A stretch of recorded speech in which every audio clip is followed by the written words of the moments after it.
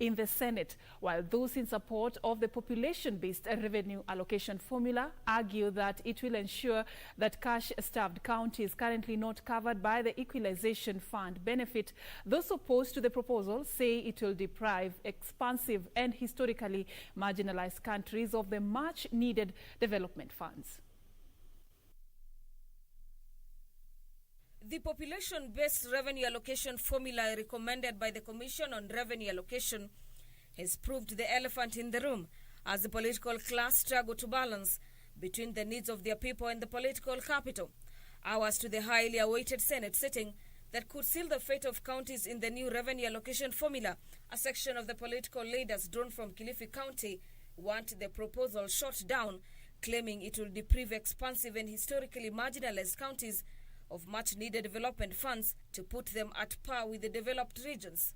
Led by Kilifi North Member of Parliament Owen Baya, the aggrieved leaders faulted for proposing of the new formula and the Finance Committee for introducing amendments that would see large but less populous counties lose billions of shillings from the shareable revenue. The formula they are bringing it is totally inconsistent with the realities of the country. What is on the ground and what the country requires is that the whole country needs to be developed. Infrastructure, whether there are people or not, roads must pass to reach the people at the next place. It's like, according to the leaders, lack of equity in the allocation of revenue to counties could divide the nation and revive calls for secession. Let me tell you, there's a cost to democracy and there's a cost for bringing a country together. That you can't say today, I can't take 10 kilometers of electricity to that area because it is far. Those people deserve electricity. They're Kenyans.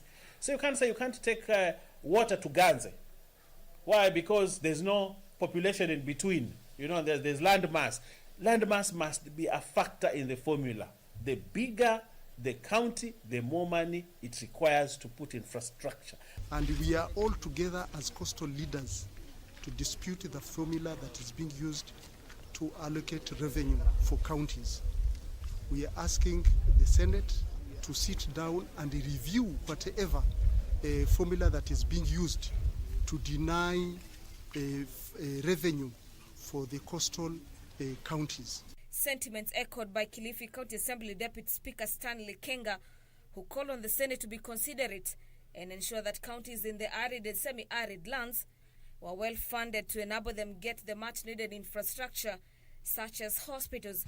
Wasipitishe ama isipitishwe ile sheria mpya ambayo inaenda kufanya, kwa mfano, mbali na Kilifi kama county kupoteza 869 million shillings, bado counties zile za Pwani na counties zile za Northeastern na baadhi ya counties zingine zinaenda kupoteza pesa mingi sana, na hilo bado tunahisi itakuwa ni kutugandamiza kimaendeleo. Hawajatusaidia kamwe. Meanwhile, governors from the North Rift have thrown their weight behind the proposal, claiming it will benefit the populous counties that do not benefit from the equalization funds. This even as they call on the Senate and the National Assembly to work towards developing a formula that could be favorable to all counties. That for now seem to be losing in terms of revenue allocation don't become disadvantaged in any manner. We expect National Assembly and the Senate to actually use the National Equalization Fund to compensate those counties. This formula, the third generation formula, only increases the amount that comes to Elgeyo Marakwet by 390 million, which again, it's a gain for us, and that will go in a long way in ensuring that we improve the services of the people of Elgeyo Marakwet. ODM party leader Raila Odinga had yesterday told senators to discard the amendments proposed by the Senate Finance Committee and adopt the original formula fronted by the Commission on Revenue Allocation. For Channel 1 News, I'm Gladys Mungai. Senators are expected to vote on the new revenue allocation formula this afternoon. Will they agree and end the stalemate that has paralyzed service delivery at the counties? We'll be bringing you live the proceedings this particular afternoon. You can follow them right here on KBC Channel 1. Now moving on, contact tracing for persons who interacted with 8 people who tested positive for COVID-19 is underway in Bomet County. 6 of the patients, who are health workers, are being isolated at the Longisa County Referral Hospital. The development coming as the national and county governments intensified their efforts to contain the spread of the pandemic, with Kenya receiving COVID-19 response supplies worth 110 million shillings from the Chinese government. Tuesday morning, Health Principal Secretary Susan Mochache and Foreign Affairs Chief Administrative Secretary Ababu Namwamba were at Kemsa Embakasi warehouse to receive COVID-19 response supplies worth 110 million shillings from the Chinese government. Mochache saying the donation, which included personal protective equipment, sanitizers, test kits, among others, will go a long way in assisting Kenya contain the spread of COVID-19. So I want to assure you that all the 47 counties receive PPEs either bought through their government or through partners or donated based on an allocation that is fair and that is equitable. And when you look at this list, all our 47 counties have been given a share, from Sambweni to Budalangi, from Loitoktok to Todonyang, across the length and breadth of our republic. Everybody has been covered in terms of the geographical spread of the donation. The development coming as Bomet Governor Hilary Barchok said the county has traced 178 people who came in contact with the 8 COVID-19 positive cases. Barchok saying 6 out of the 8 cases are healthcare workers and are currently isolated at Longisa Hospital.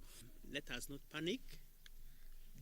We are in control despite these rising numbers. Let us comply with all the guidelines that we have been given by the Ministry of Health, the social distancing, the wearing of masks in public places, washing of hands for sanitization. Let us comply with those guidelines. In the meantime, Kilifi County residents have received a timely boost of bumper maize harvest that are set to cushion them from the negative effects of a 3-month lockdown due to the coronavirus pandemic. This follows a free certified seeds distribution program by the county government that saw 52 tons of maize seedlings issued to over 10,000 farmers in early April this year. What we are doing is we are introducing caustic composite, which was lost long ago, so that now the poor farmers can plant that, and if there is a bumper harvest, they can go in and select very good heads, and they can plant for the 3 seasons before they go back to the agrovets to buy. I know the agrovets don't like that, but our purpose is to make sure the farmers plant material which is improved. Elsewhere, the National Nurses Association of Kenya has raised concern over the rising number of COVID-19 cases among nurses and other healthcare workers across the country.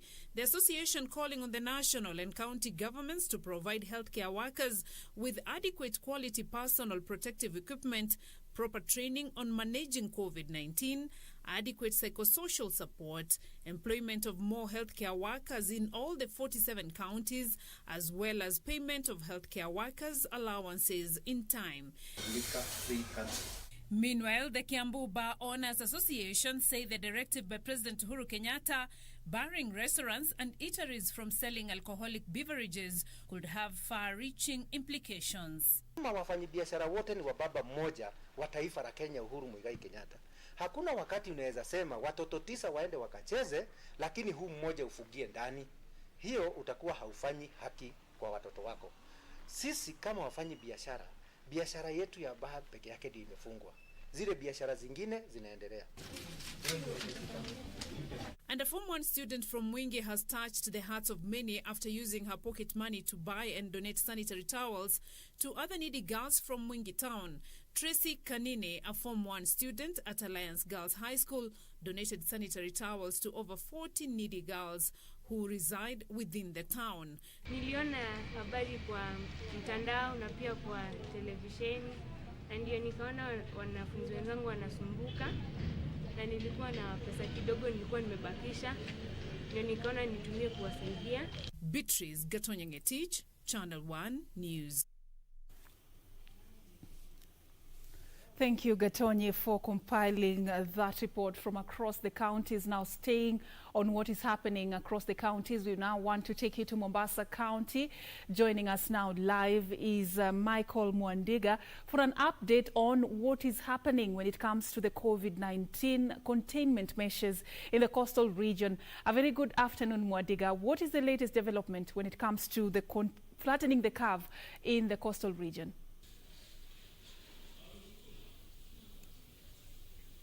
Now, thank you so much, Serfine Achieng. Of course, we're coming to you live in Mombasa. I am at one of the bars which was affected by the government's directive to close all their restaurants and bars. They should not sell alcohol until further notice. A directive which was given by the president in a bid to flatten the curve. As of yesterday, the cases were 17,975. And I'm in one of the bars which was affected by the ongoing directive, and I'm hereby joined by one Mr. Mumbo, who is the secretary of the Mombasa Bars and Hotels Association. Kindly, sir, tell us yesterday's directive. What are your reactions, taking into account that so many people have lost their jobs? Thank you. I'm Kennedy Mumbo Owiny. I'm the Secretary of Mombasa County Bars, Hotel, Restaurant and Guest Houses Owners Association. Truly speaking, we were not pleased by what was announced yesterday. Even though we are aware that the pandemic, the COVID-19 is a pandemic which requires each and every body to take care individually. But at the same time, we have a lot of problems as the stakeholders in this industry. Look at how our people, they've been out of business for the last 4 months now. This is the 5th month. Imagine, these people are in rented houses. These people have loans to service. These people have rent arrears. These people have families who depend on them. And unfortunately, when it comes to the bar industry, you find it that they are not looking at it as a business. It's like we are not supposed to do this business, because we expected the president and the Ministry for Health to come up with regulations and engage the stakeholders on how they can do their businesses and at least earn something from it. We are ready, and we said it last time that we are more than ready. We are willing, just like they formed a committee, those churches, we can do the same. We can invite all stakeholders, we sit down with the ministry in charge, and we see how we can operate, at least, so that the livelihood of those who depend on us can be taken care of. But as at now, things are not well with us. Our people are really suffering. It's only that they can't talk about it because the platform is not there for them. But it is so unfortunate that we are not considered in that, even though we understand that corona kills. We fear it. Yes. We also understand that malaria also kills. We fear it. At the same time, we should also think of hunger. Njaa pia uhua. So when you are left there, jobless and in a rented house and doing nothing, truly speaking, in Swahili they say that asiyekuwa na jambo la kufanya labda atafanya jambo lolote, na lolote, you never know what that person will do. Like now we are stranded, we don't know even what to do. Well, ours was announced that until further notice. Further notice, nobody knows the time. The other time we were given 30 days, of which we thought that after 30 days, the president will come up with a different mechanism in place so that we can proceed, we can do something. We are ready to comply with all the regulations. But when you close it completely, it's like killing innocent citizens, not only bar owners. Though bar owners are parents. Bar owners are stakeholders. Bar owners are paying rates as any other person, any other business. But unfortunately, look at how they are handling this bar business. We, in bar industry, employ more than 4 million Kenyans. And at that now, those 4 million Kenyans are sitting home in rented houses with arrears. Auctioneers are soon coming to our places. We therefore request the president to intervene. We thought that he is the only person who can rescue the team, rescue the industry by introducing through the Ministry of Health, introducing the mechanism so that we can sit down and talk. We are patient and we are loyal. We've talked to our members and they've agreed that no, we are ready. If that will be the case, then we are more than ready. And we are more than ready even as yesterday. Thank you so much. Serfine, of course, very passionate, as you can hear from Mr. Mumbo himself, on how things are on the ground, the families, the bar owners. And as you can see right behind me, if my cameraman cool pan, you can see empty shelves. No business and chairs are just parked at the way they were 4 months ago. No business going on, of course, and the empty shelves, as you can see right behind me, is the state of affairs as it is right now. But of course, all this is geared towards flattening the curve and to ensure that at least everyone remains safe. And of course, everyone should also ensure that they abide by the rules given by the Ministry of Health. Of course, putting on a mask, sanitizing, and ensuring that you wash your hands. That's what we have from Mombasa County. Not unless maybe you have anything you need to know. Back to you, Serfine. All right, thank you so much, Michael Mwadiga, for that update. Talking to bar owners and getting their reaction following the directive issued by President Uhuru Kenyatta yesterday that, among others, he ordered bars not to sell, eateries and restaurants not to sell alcohol until further notice. Also, bars are going to remain closed until further notice, and actually even directed the Inspector General of Police to ensure that any bar that will operate in defiance of the COVID-19 containment measures should have their licenses withdrawn permanently, not just withdrawn but permanently. We will be staying closer to that story and giving you more updates on what people are saying following the directives issued by President Uhuru Kenyatta yesterday. Now allow us to take a very short break. We are coming back with much more right here on KBC Lunchtime News.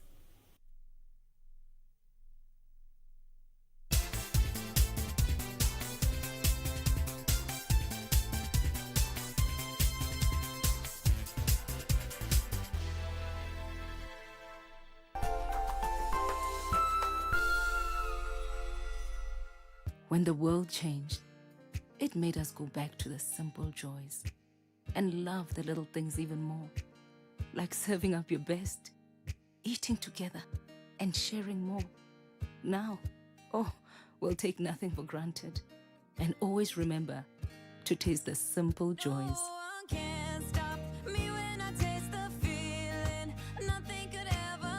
Coca-Cola. Taste the simple joys. On the next episode. How about Juana? Of course. Juana. Nobody who loves our daughters as much as she does. And she's a very honest woman. Let's put Juana down as the beneficiary. So that's what's going on. I have to figure out a way to get to that computer.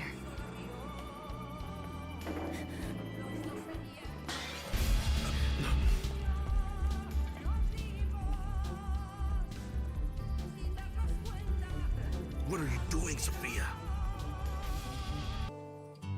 El paraíso In love with Ramon. The date for the FA Cup final is set, and so are we, as Arsenal and Chelsea face off again on the 1st of August at Wembley. The All-London affair will be broadcast live and exclusive on KBC Channel 1 this Saturday from 7:30 p.m.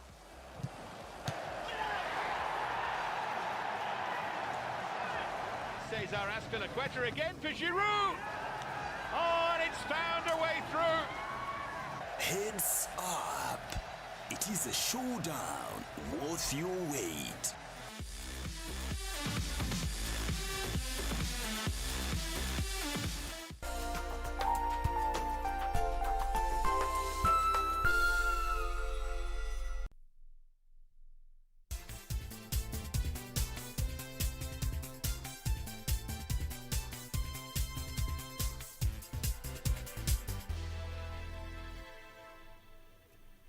Welcome back. And thank you so much for staying with us as we move on, telling you what is happening in the country. Now we want to take you back to Kenya's capital, Nairobi. This particular morning, there was quite a drama at the Nairobi County Assembly as a section of MCAs attempted to serve an impeachment order to the Speaker, Beatrice Elachi. Pictures you can see on your screen there. Security officers just doing what they can to bar the MCAs from accessing City Hall. This was this particular morning as the MCAs wanted to serve the Speaker with an impeachment notice. They are actually, accusing her of several things, including the fact that Elachi has abused office, and they're also accusing her of divisive leadership and disrespecting other leaders at the assembly. This entire time, the Speaker is said to have locked herself in her office. As the security officers there, they were just doing all they can to prevent the MCAs from getting in. They were also wanted to serve the Speaker with another order. This is a court order that was suspending the appointment of Edward Gishana as the clerk of the county assembly. Remember, the appointment of Mr. Gishana has also been something that has been the bone of contention in the Nairobi County Assembly there. But what they want now is an impeachment against the Speaker, Beatrice Elachi. Today, the order that the notice that they were presenting is said to have been signed by 59 members of County Assembly in Nairobi. This is not the first time we are being treated to such scenes in the Nairobi County. And of course, it is a county that has faced a lot of leadership wrangles in the past with the governor, Mike Mbuvi Sonko, having a section of MCAs supporting him over several issues, and others, of course, who are against some of the issues that are being fronted by the governor himself. So what we are seeing here is actually the impeachment notice that they attempted to serve as Beatrice Elachi. 59 MCAs, mostly allied to the Nairobi governor, Mike Mbuvi Sonko, are said to have signed this particular notice. We'll be getting more details about that in the course of the day, and we'll inform you as we get them. Now we want to move on to other matters and now focus on more politics. The race to succeed President Uhuru Kenyatta has started in earnest. The succession battle has attracted a number of key political figures in the country, including Amani National Congress leader Musalia Mudavadi. Following Mudavadi's expression of interest in the top seat, the party's top decision-making organ has gone ahead and approved his candidature. In a brief meeting convened by the National Governing Council at the party headquarters Tuesday morning, the outfit endorsed Mudavadi as the party's 2022 presidential flag bearer, effectively locking out any other candidate who might have had an interest in the position. The endorsement now paves way for the former vice president and the deputy prime minister to roll out campaigns, and is also at liberty to form coalitions, alliances and cooperation with other parties ahead of the eagerly awaited poll. At all parties' negotiations so as to form a democratic government, and the NEC having duly and lawfully endorsed Honorable Musalia Mudavadi as the party's presidential candidate in the 2022 general election, the Honorable Musalia Mudavadi's endorsement be and is hereby ratified by NGC.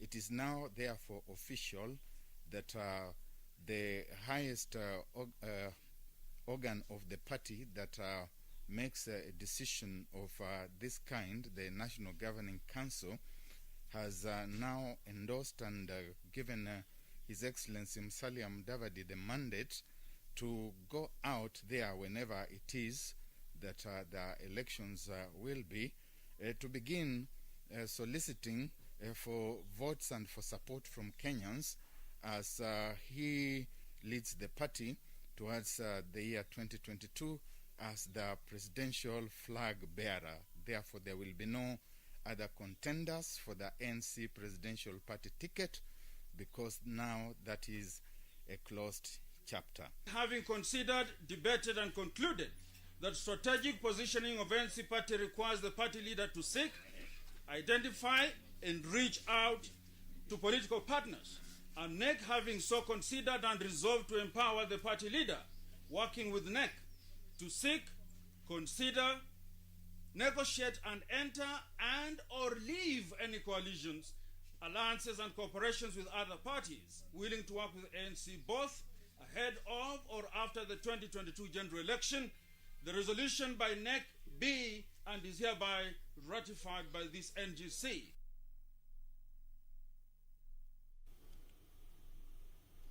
All right, away from that, it is relief for residents of Majimoto and Narosora areas in Narok County after a non-government organization built a maternity wing at the Majimoto dispensary. Yusuf Farah informs us that the initiative by Indigenous Livelihood Enhancement Partners seeks to encourage women in the region to deliver in health centers.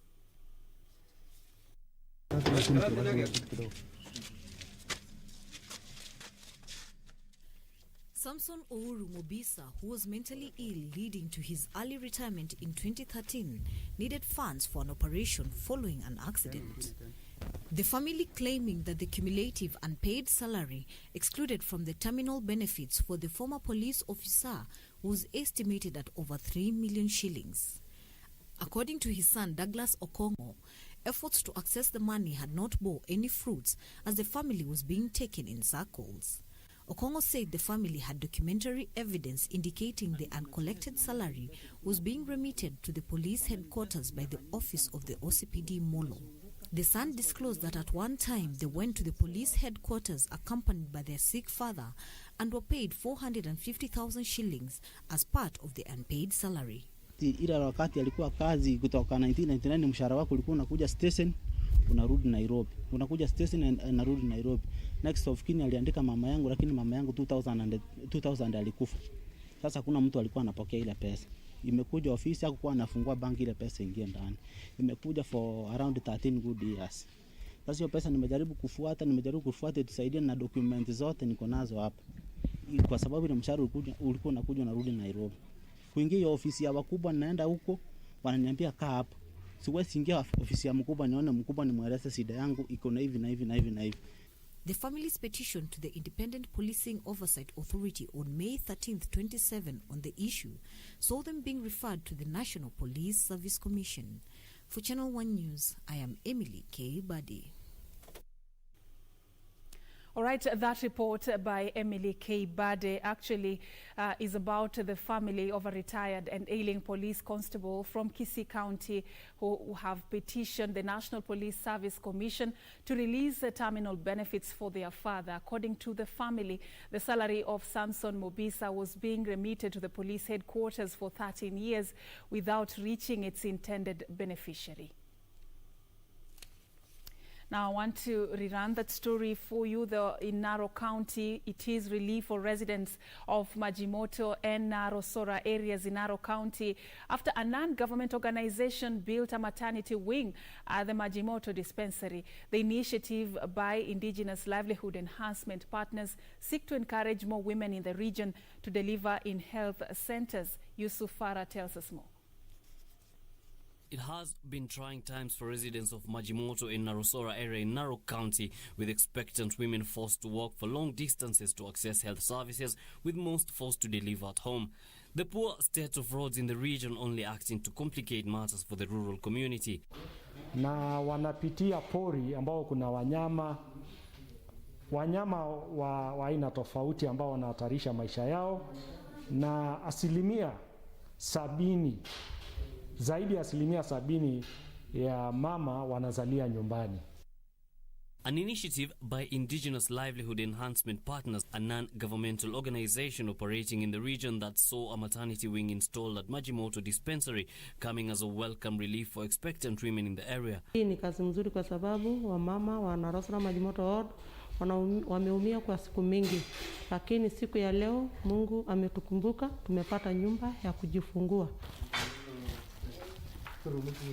Organization's director Kimaren Oliriamit says the initiative was a result of extensive consultations with the local community.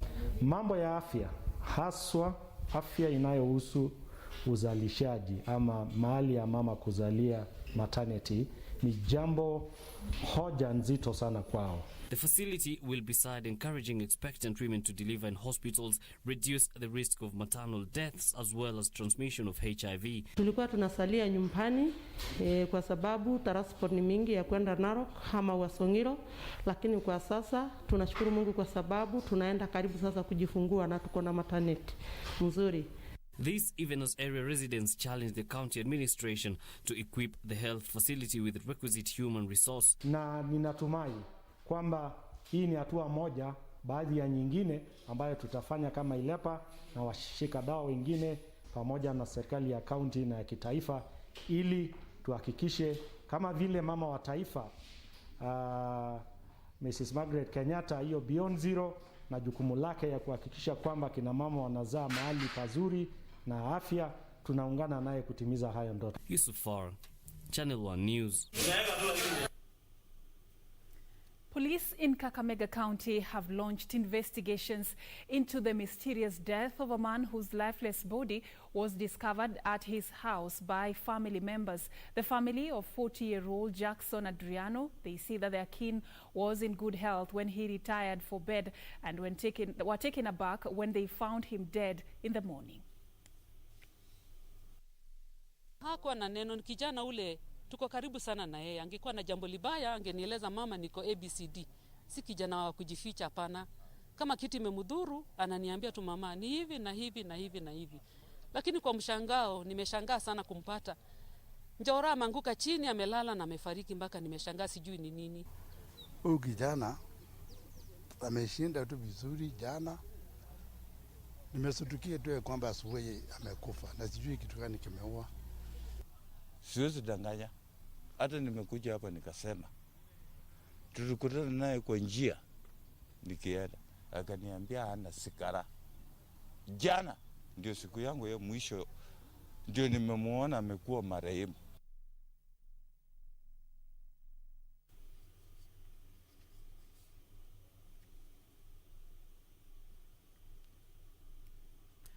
Really sad there. We hope that all those questions being raised by Jackson's family will be answered once investigations are concluded.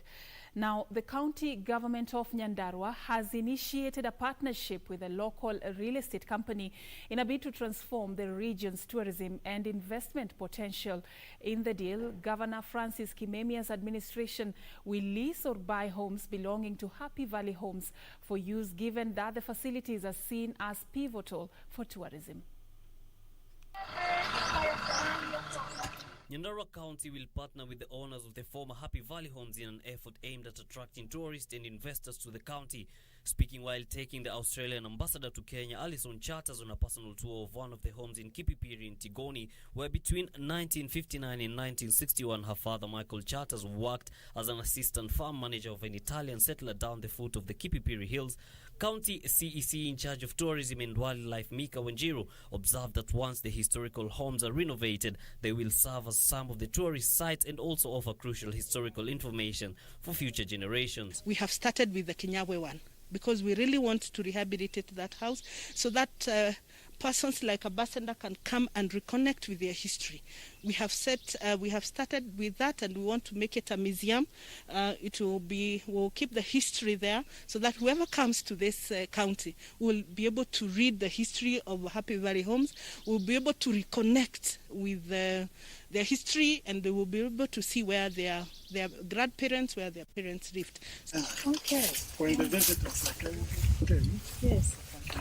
On her part, Ambassador Charters said she was retracing her father's long history when she worked in the country soon after he left the then Egerton Agricultural College, especially as an environmentalist.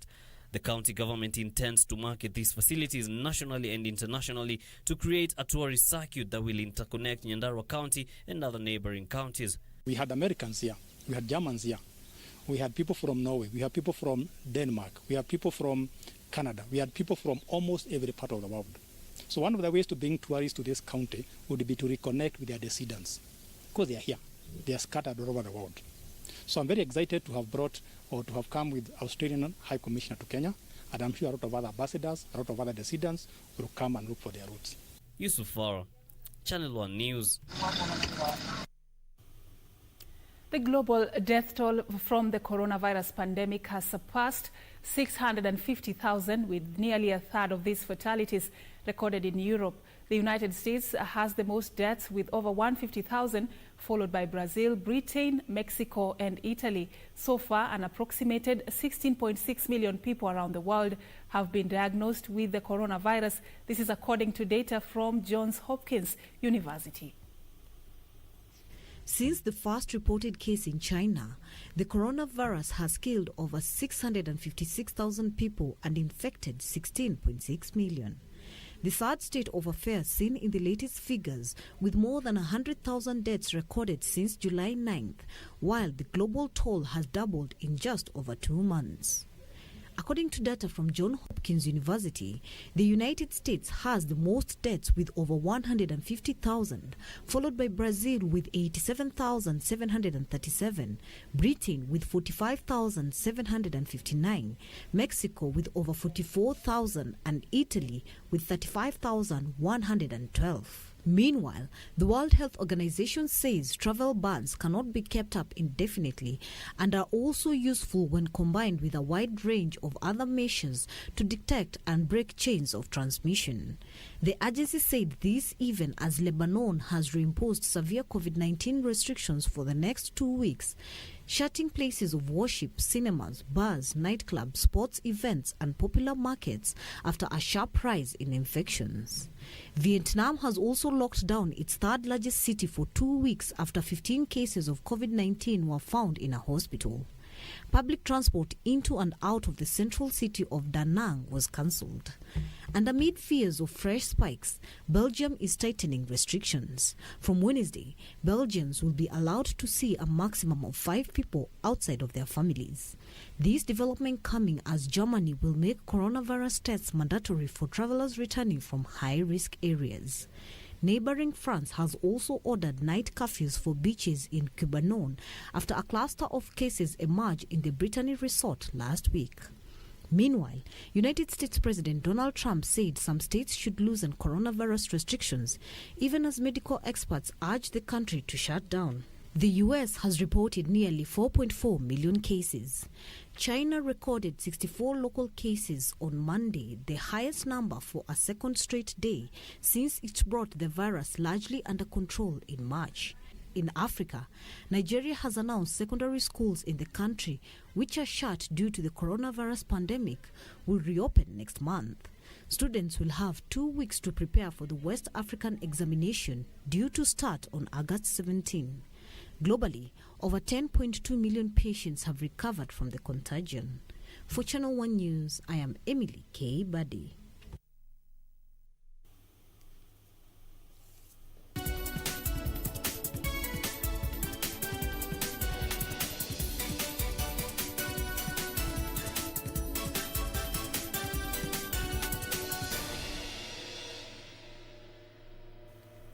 It's now time for business news, to begin in West Pokot County. The county has kicked off a sheep and goat vaccination exercise in a bid to eradicate the peste des petites ruminants disease that has affected income of livestock keepers in the region. The exercise, which targets at least 90,000 livestock, is expected to enhance the quality of milk and meat from the county and enhance food security.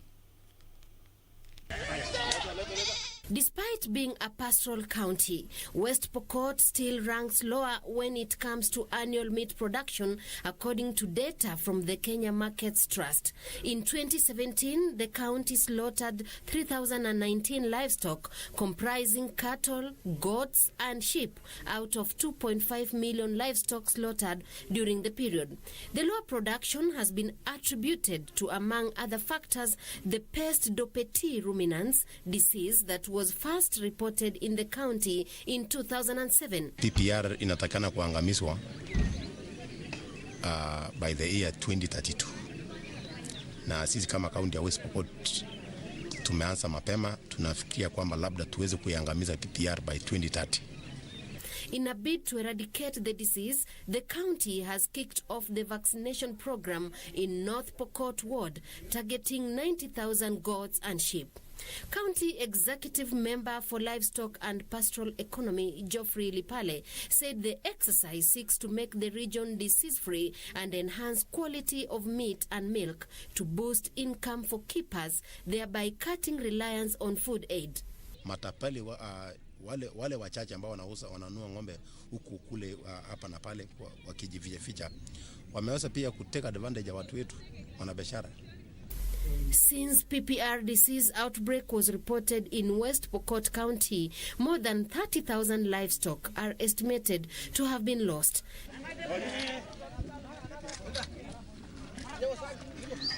Livestock keepers have been urged to avail their herds for vaccination. Kwa hivyo sasa hizi tunapokuja kuchanja mbuzi, we have already lost over 30,000 of goats in this county. Ni kwa sababu tu katika ile period ya COVID-19. Kwa hivyo pia watu wameumia kwa sababu ile masharti ambayo tulipewa na serikali. The program is additionally tipped to reduce inter-community conflicts, which has catalyzed the spread of PPR disease.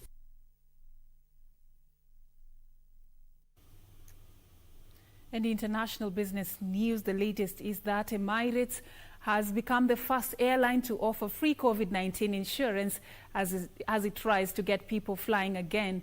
Passengers will be covered for medical treatment, hotel quarantine, and even their funeral if they catch the virus while traveling. Details of this and more in our international business news roundup. The announcement by Emirates comes as carriers around the world have been hit hard by measures to tackle the coronavirus pandemic. The company said the offer, which is valid for 31 days from the start of passengers' journey, will be available immediately and run until the end of October. The coverage is free to all customers regardless of class of travel or destination and is applied automatically with no need to register. The Dubai-based carrier said the insurance would cover medical expenses of up to 150,000 euros. It would also pay for the cost of quarantining in a hotel for up to 2 weeks at 100 euros per day. In the event of a passenger's death due to COVID-19, the insurance cover will provide 1,500 euros towards the cost of their funeral. Air travel has slumped this year as countries shut their borders and people remain concerned about potentially becoming infected in flights or while traveling. The International Air Transport Association projects the industry to incur losses in excess of $84 billion this year, with revenues falling by half compared to 2019. And gold hurtled to record peaks Tuesday before the sheer scale of its gains drew a burst of profit-taking, which in turn helped the dollar from 2-year lows and curbed early equity gains. The precious metal had stormed almost $40 higher at one point to reach $1,980 an ounce, only for a wave of selling to slap it back to $1,940 in wild trade. According to Reuters, gold is still up over $125 in little more than a week as investors wager the Federal Reserve will reaffirm its super easy policies at its meeting this week and perhaps signal a tolerance for higher inflation in the long run. Finally, Nissan says it expects to make an annual operating loss for a second straight year as the coronavirus pandemic hampers its efforts to emerge from a deep slump in sales. It forecasts an operating loss of 470 billion yen, which would be its biggest according to Nissan's data history and much larger than analysts' estimate of 262.8 billion yen. Nissan predicted revenue would plunge by a fifth to 7.8 trillion yen and global vehicle sales would fall by 16.3%. Ronaldo Willi, Business Defined.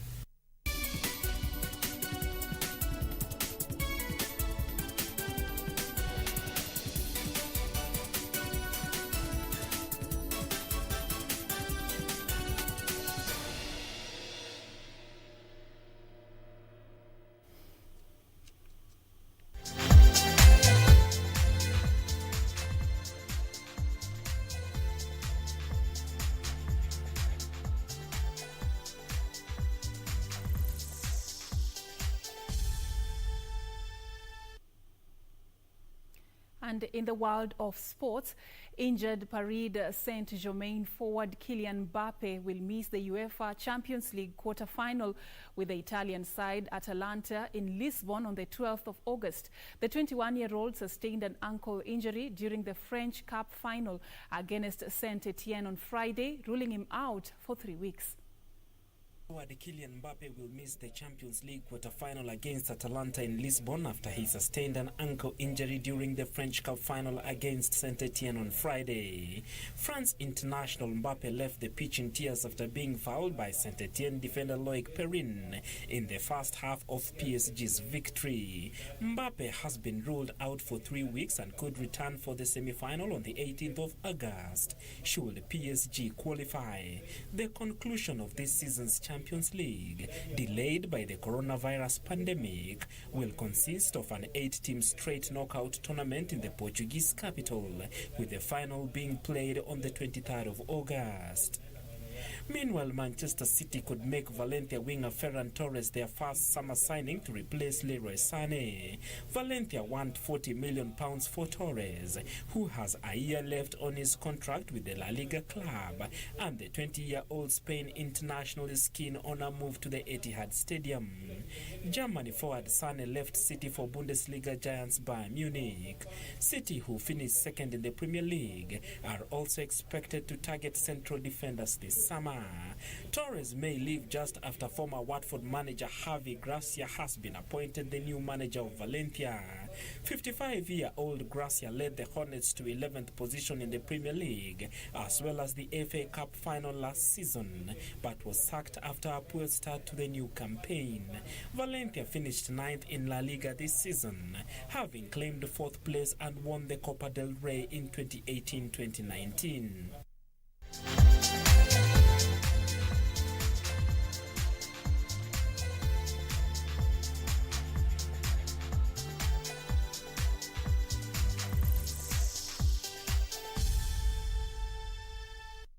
Thank you so much for creating time for us. Those are some of the stories that we had compiled for you, but we are working on more others as the day progresses. We'll be letting you know in our subsequent news bulletins. But remember, you can keep yourself updated. Follow us on social media at KBC Channel 1, both on Twitter, on Facebook, and on Instagram. Thank you so much to all our online viewers, Dan Oyo, Joshua Ndolo, Asenath, and of course, Sonali Riz.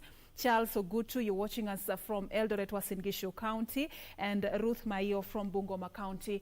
We appreciate your company. My name is Serfine Achieng Oma, and our sign language interpreter has been Lucy Mwaura. Have a lovely afternoon.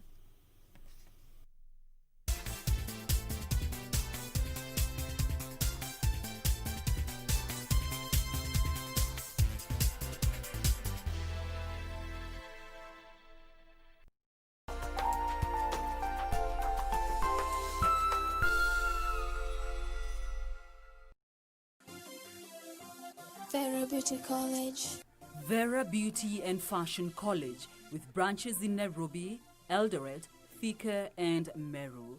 Did you know that we are a TVET approved institution? We offer courses in fashion design, interior design in soft furnishing, event decoration, flower arrangement, event planning, hairdressing, barbering and dreadlocks, beauty therapy, makeup, nail technology, spa massages, teaching skills, TOT, solo business management, and many more. Register now and visit our website on www.verabeautycollege.com.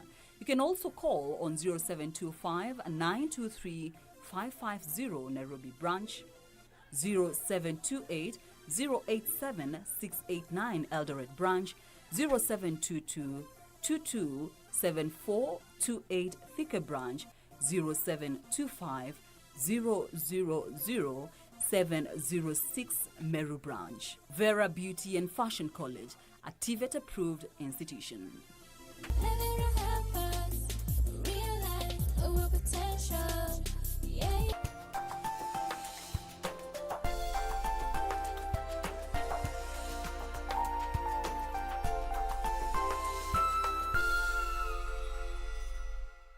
On the next episode of Wise men say on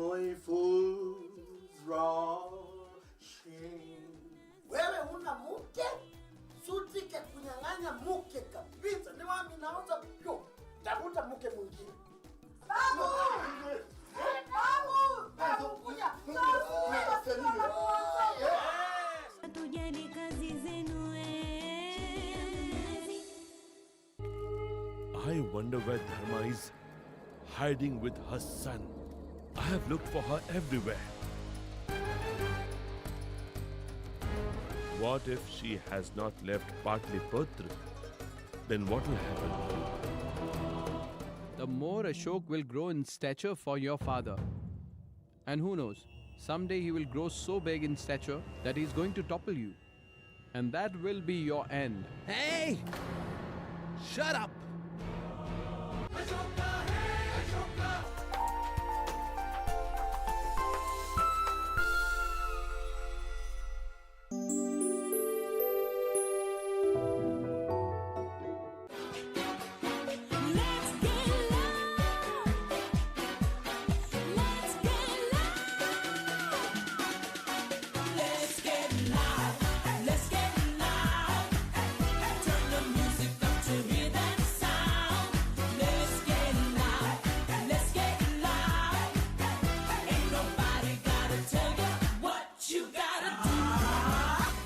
What it does, good people of the 254 and beyond. What is up? How you doing? That's what's up, that's what's up. 254 kama kawaida, we got all the glitz and glam. You know, everything that is popping in the 254. Hey, hey. This we episode, got you on we it. got you, We a got thousand, you on a it. 1000%. Kuna ngoma baby. imetolewa na OG himself. Inaitwa Tuma Kitu. It's a bad tune. It's the song that is in the Tuma streets Kitu. right Tuma now. Kitu. Hey. Tuma kitu, tuma kitu, tuma kitu. Na tumepia na ya kutoa tuma kitu, tuma kitu, tuma kitu. Tuma kitu. Ati Mresha amekasirika, amesema amechoka na skuma. Tuma kitu mzee. Amechoka na nguo za gikoch. Tuma It is a kitu big mzee. tune, man. OG to let down, you know, from day one up to date. Yeah. And of course, Tuma Kitu, manze, especially at this time. Kila So mtu- relatable. Manze form sio poa tuma kitu, tuma kitu, tuma kitu. Usisahau ya kutoa. Relatable. Nani na utume ya kutoa? Tuma And then fair. there are always like Tuma- three kinds of people. Kuna ule kana kutumia like sawa watakutumia 1,027 exact, na kuna mwenye atakutumia 1,050, you know, na kuna mwenye saa atatuma tu hiyo 1,000. So where are you, Miss B? Tubangani Mwenye anakutumia na ka extra. But right now, right now hata situmi na expect kutumiwa. Anyway, guys, you know what this is? This is the baddest show in the 254. I go by the name Vivian Dego. You can simply just call me Miss V. Jack Muller, the party daddy, aka your girlfriend, go my number. And you know what this right here is? Grapevine. What you gotta As I mentioned earlier, it's all about big things popping, small things dropping. And tonight we feature a legend. This guy, man, inspired most of us, yeah? Yeah. And he's still the inspirational, you know. This guy has been I mean, doing... when you're talking about the Kenyan music scene, yeah. a name that can't go unmentioned is definitely Nameless. You know, a Nameless, name that baby. is not there, Nameless. And, you know, we just want to find out where he began from, where the journey started, until him becoming who he is right now. Let's check it out.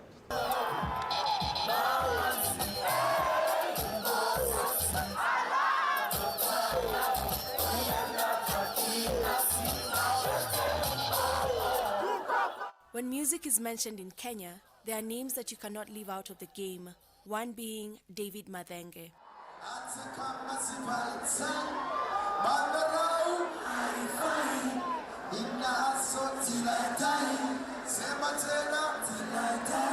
He has produced quite a number of trending hit songs since 1999.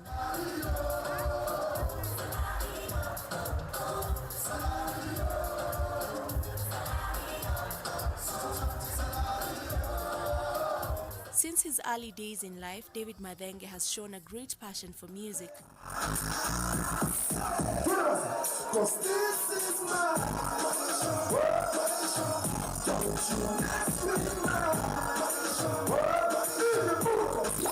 He rose to fame in 1999 through a Star Search contest on Kenya's urban music station 98.4 Capital FM, which he won with his regular song Mega Rider.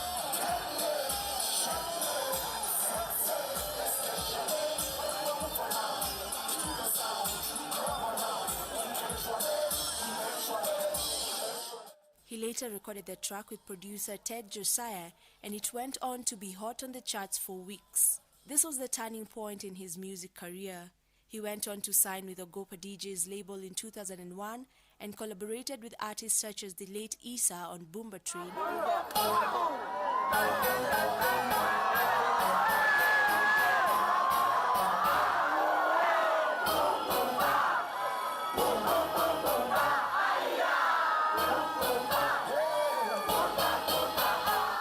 And Amani on the regional hit Nina Noke in 2002, which broke Kenyan chart records by remaining nearly 4 months at number 1.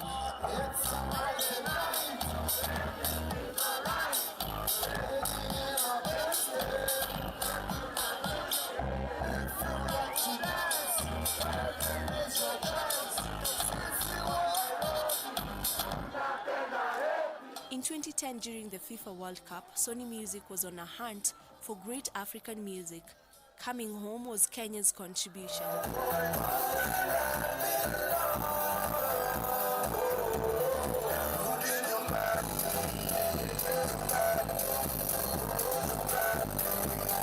It was featured on Hello Africa album by the same music label.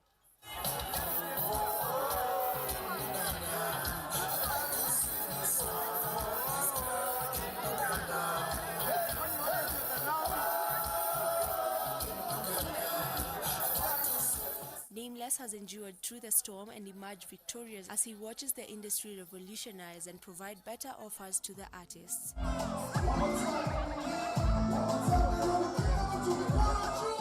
Today, he is one of the seasoned musicians, a legend who has great influence in the entertainment circles.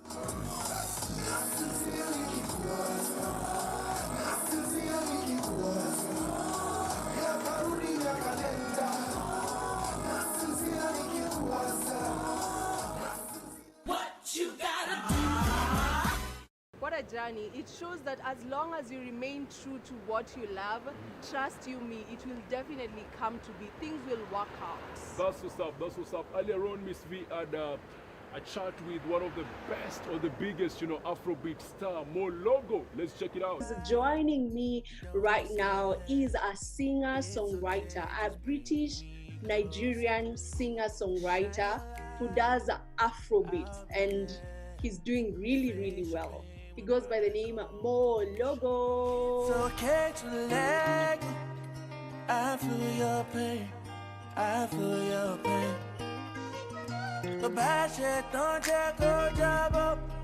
I'll take you. Welcome to Grapevine. Thank you, thank you. So I'll go direct. Judging from your maiden EP, Mo is my name, Logo, music is my name. Yes. Where is that the whole meaning of your stage name, Mo Logo? Yes, that's the meaning of my logo. So my name is Mohammed. So I got it from there. So Mohammed is my name. Music is what people know me as. So that's my logo. So Mo's my name, music's my logo. My logo. Yeah. And it also means my logo. It also means a bright star, like in Nigeria. That's what it means. Like someone with a big bright star. You know what I mean? So that's what the name comes from. Amazing, beautiful.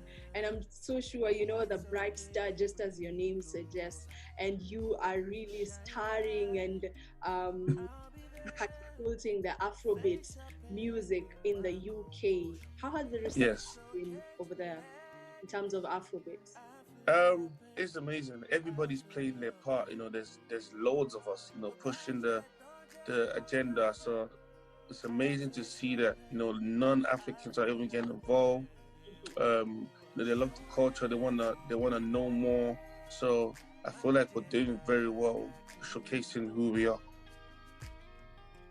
All right, let's talk about your new EP. It's actually very, very new. It's brand new. I think we are among the first people to talk about this, right? The EP is called Me. Yeah. Tell us the inspiration behind it. The inspiration behind my new EP, Me, is I wanted to give my fans a little bit more about myself. This time around, no collaborations, just myself and my fans. Literally, I'm speaking to them, telling them this is how I feel, what I've been doing for the past 2 years, how I've been feeling for the past 2 years. And, with their love, I'm going to do way more and just, you know, showcase who I am to the world. So I felt like it was important for me to just do these 5 songs and speak about everything as much as possible. Even though I didn't have enough time, but I tried my best. Yeah. And there's one thing that really challenges the artists when they're putting out an EP or album. That's the cover of it. Yeah.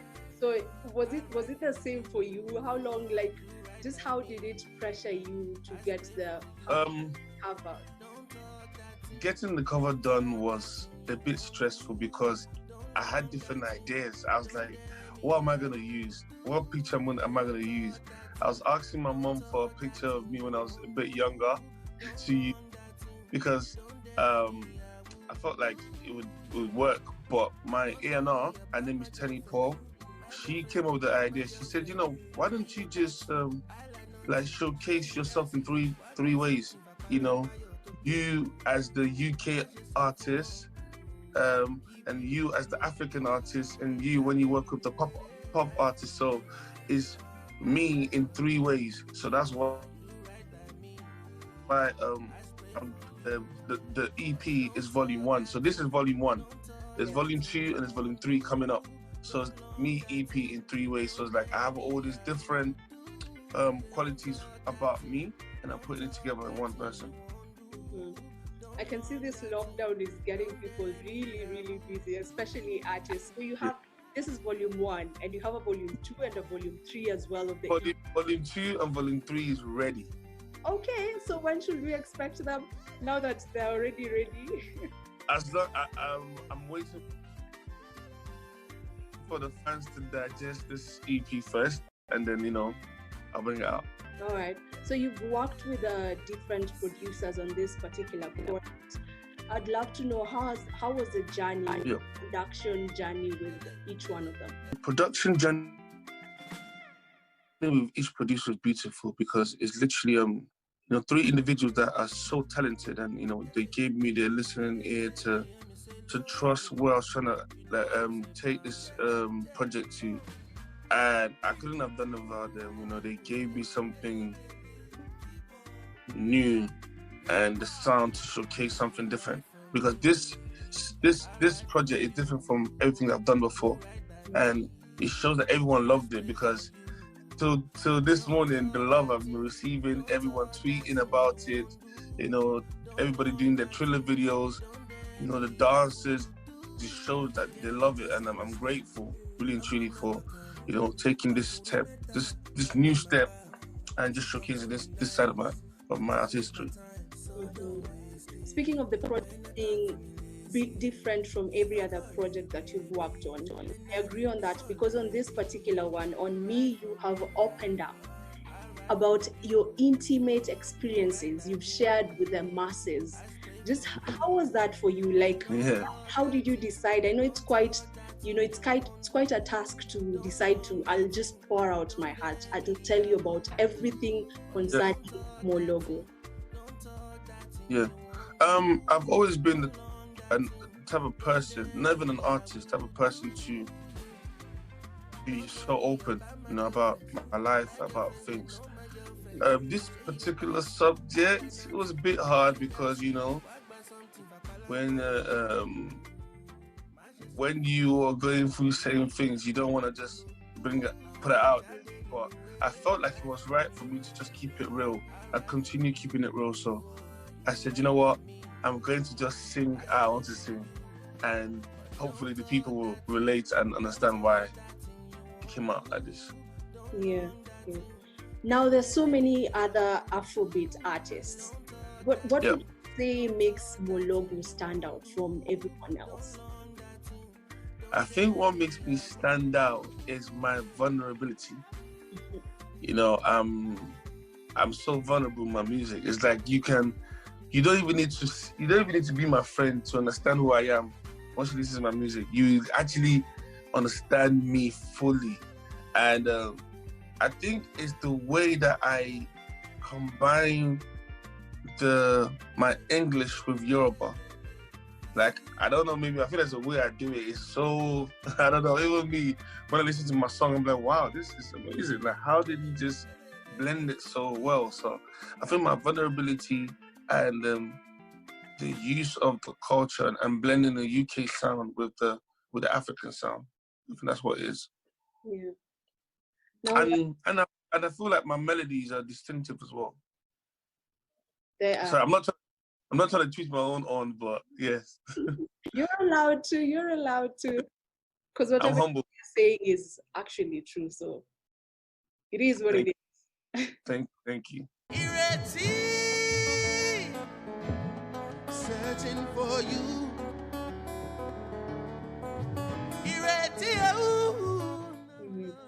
All right, so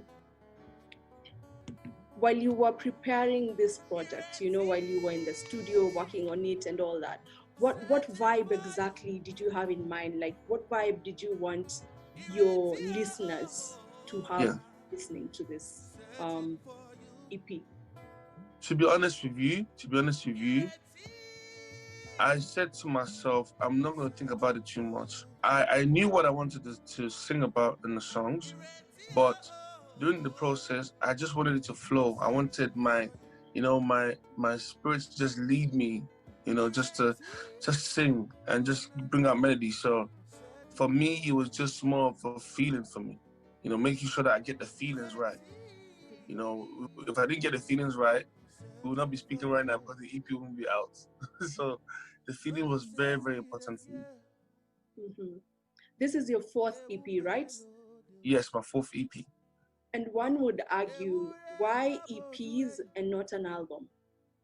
I feel like everybody follows the industry or, just dropping an album, and they don't understand the meaning of dropping an album. Like, you have to be ready. Not saying I'm not ready, but I feel like my fans, it's a journey. I wanna take my time. I don't wanna rush. When they need an album, they will scream for it, and I'll be ready, and I'll give them the album. It will be an album that is a testimony to who I am at that moment in time. So I don't want it to be a thing where I'm rushing just because I want to drop an album. Obviously I'm an artist. I would love to drop an album, but it should be at the right time, at the right place. Anyway, what message would you love to put out to your Kenyan fans? I want to say a big shout out to all my Kenyan fans and thank you for the support. I'm grateful for the love, coming from the UK. I know it's hard because, as an artist, people are meant to see you every time and be familiar with you. So the love I've been getting from the people from Kenya, I really, really appreciate it. Please don't stop it. I can't wait to come down there and sing my heart out to you and just show you who I am and just carry you along on my journey. You're much welcome. Thank you so much for spending time with us. We appreciate. Thank you. What you gotta do? Yo, beautiful people, that was my logo. A brand new EP is out. Make sure you go and check it out. Support this guy, man. He's straight from UK, and it is not all the time you will get to connect with artists like this guy, yeah? Absolutely, absolutely. But right here on Grapevine, we make it happen. Now I'm about to introduce you to the money-making website. No, hold up. It's not really a money-making website. It's all about you going out there, going into your computer, trying out, and then you might get some From money. the comfort of your home. Yes. Wow. If you try, you will get. So tenders.go.ke. Yeah, absolutely. So right now we're taking a short commercial break. See you right back, baby. What you gotta do? When we moved from analog to digital, we took the opportunity to share our talanta. And the rise of local radio represented our voices mtaani. And now, in these difficult times, free educational shows are helping our children learn from home.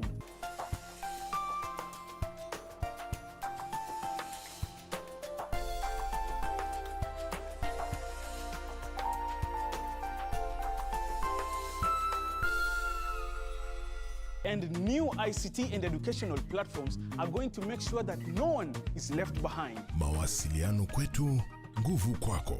The Communications Authority of Kenya, opening your world. The date for the FA Cup final is set, and so are we, as Arsenal and Chelsea face off again on the 1st of August at Wembley. The All-London affair will be broadcast live and exclusive on KBC Channel 1 this Saturday from 7:30 p.m.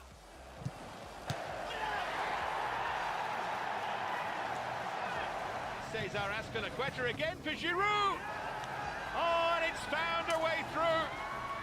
Heads up. It is a showdown worth your wait.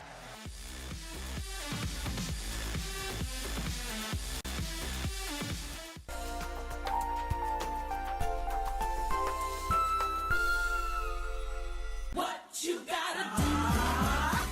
Welcome back, folks, at home, whatever place you're watching this show at. Man, thank you so much for supporting us.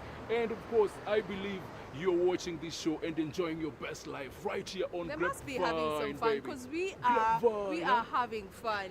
Now, right about Super now, neat. we are about to link to the model, and on the model, we always got you on all matters fashion. Everyone in the fashion industry, you find them right here on the model. And earlier on, Mula had an interview with one beautiful, amazing lady doing great things in the modeling industry. Her name is Vivian Kendi. Let's check it out. What you gotta do? Yes, Vivian, you're right. The person that I'm introducing next is multi-talented, yeah? Vivian Kendi, a female model with 2 English names.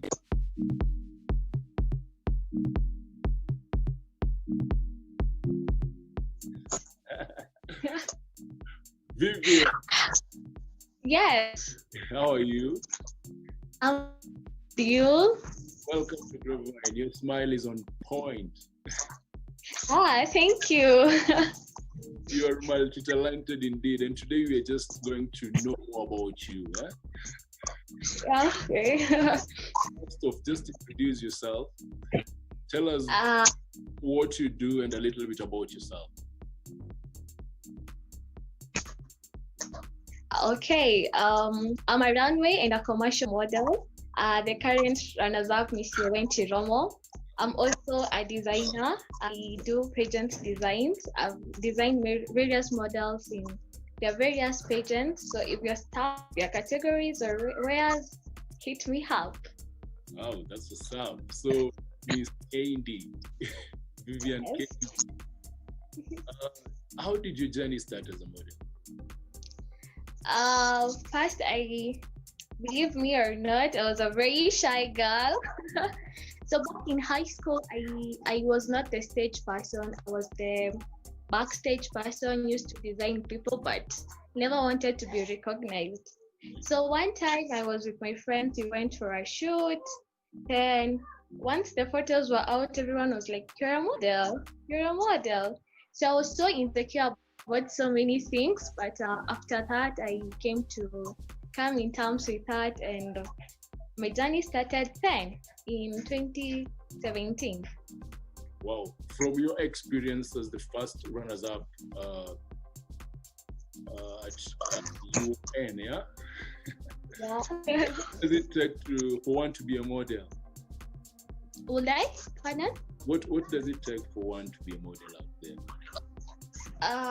Okay, I think people have so much misconception. It's just not about just walking on the runway. It entails a lot of things.